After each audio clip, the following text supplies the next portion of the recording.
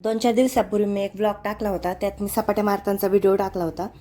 तर एका दादाने मला विचारलं, ताई सपाट्या मारायची योग्य पद्धत सांगा. तर सपाट्या आपण बऱ्याच प्रकारे मारू शकतो.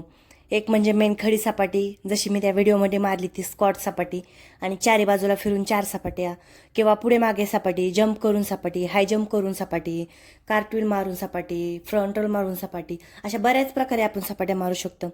आणि दुसरी गोष्ट, एका दमात किती सपाट्या मारल्या पाहिजेत. आधीची कुस्ती किती पण वेळ होती, त्याला टाइम लिमिट नव्हतं. त्यामुळे जुने काळातले लोक म्हणतात आम्ही 500-1000 सपाटे एका दमात मारायचो.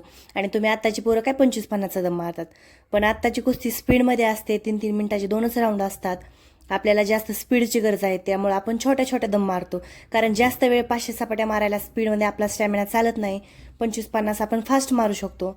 पण मी गावठी पैलवान आहे, मी 25-50 पण स्पीडमध्ये मारते आणि एका दमात 500-700 पण मारू शकते. याच्या आधी पण मी म्हणलंय, जुनं ते सोनं. बदलते काळासोबत बदलायला पण पाहिजे आणि जुनं पण जपायला पाहिजे. आणि सपाट्यांमध्ये पूर्ण बॉडीचा व्यायाम होतो आणि स्टॅमिना पॉवर दोन्ही पण वाढते.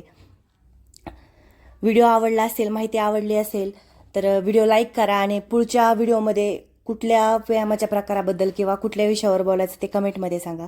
Thank you for watching. बाय.